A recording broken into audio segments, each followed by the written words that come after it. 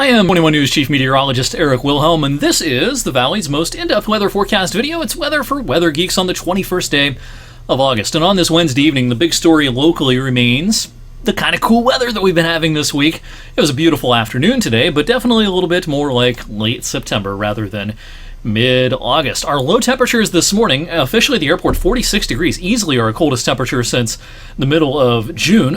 Pardon me, Wheeling was 48, New Philly, one of the cool spots, at 44 degrees for an early morning low today. And when we zoom in locally, here's a look at some local thermometers. These are all kind of unofficial, but interesting to look at nonetheless. 45 down towards Glenmore into the Calcutta area, down towards East Liverpool. This particularly cool thermometer near Salem always runs a little bit on the cool side. 42 degrees on that thermometer first thing this morning. I had someone comment from Mercer County. I believe they had a 41 on their thermometer first thing this morning. So a sign that, a ghost of Christmas future, if you will.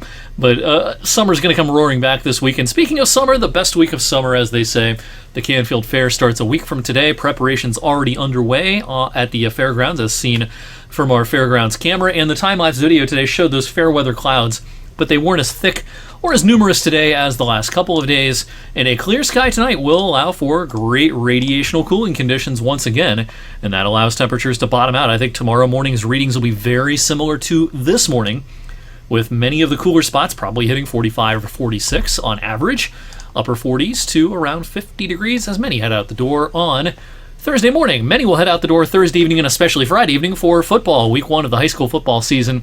Ideal weather. Clear skies Thursday evening, kickoff temperature about 70. By the end of our games will be closer to 60. It'll be a little bit warmer Friday evening with a few fair weather clouds, but just a perfect evening otherwise. 74 at kickoff, mid-60s towards the end of our games Friday evening. And we'll zip through Futurecast over the next few days. We've got our big friend there, the big blue H on the weather maps. That's high pressure, of course, and anytime you see that, usually means pretty good weather, and that'll be the case, of course, through the end of the week. And as we head into the upcoming weekend, a warm front will start to approach Saturday, and there'll be a veil of cirrus clouds out ahead of it, and this is the front that will unlock midsummer-like weather by the weekend, especially late in the weekend and into early next week. Speaking of late in the weekend, the Panerathon is this weekend, kicking off in downtown Youngstown. The 10K course, that's 6.2 miles, runs up into Mill Creek Park and back. I usually run the 10K myself, and I'll be doing that this Sunday, so hope to see some of you there. And the weather looks warm, but pretty nice overall. Now, it'll start to get a little bit muggy on Sunday. The dew points will start to creep up to about 60, as high as 65 perhaps before the day is through Sunday. Not crazy humid, but more humid than previous days. And at this point, we have a dry forecast for Sunday.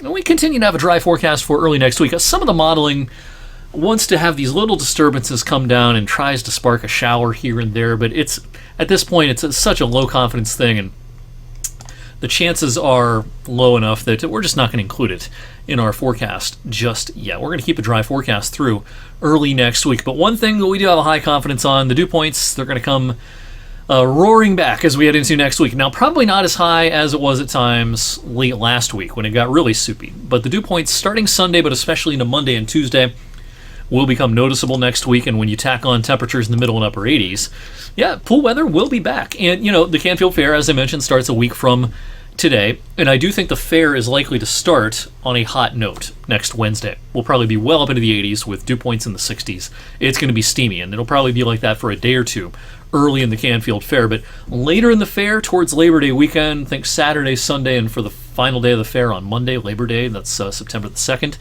I would not expect it to be as hot as early in the fair. I think this will be the high water mark right around the middle of next week, and the heat will start to be trimmed after that. Now, it's not going to be the kind of cool air mass that we've had this week, but it will be cooler and a little more comfortable, I think, towards the end of the Canfield Fair. All right, last evening we speculated some on September's forecast, and we talked about analogs, past years that we think have some similarities to this year, and so we thought with the weather quiet this evening, it'd be fun to just speculate a little bit about winter, even though it's August and our official winter forecast is not going to come out for about 2 months and maybe 2 weeks. So what's that, 10 weeks from now? But if you take those same years that I used last evening for September and just rolled it forward to the winter.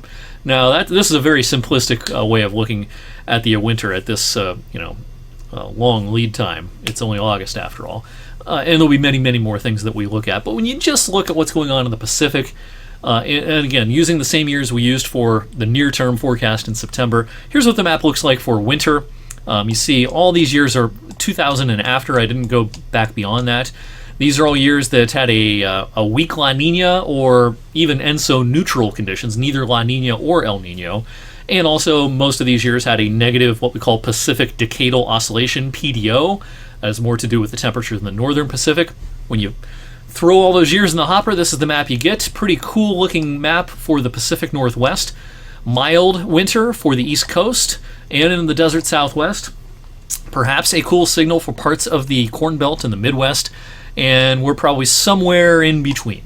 When you just look at this, kind of simplistically, this is by no means a final winter forecast or anything close to that. But again, the weather's quiet, so it's weather for weather geeks. Let's geek out on some stuff.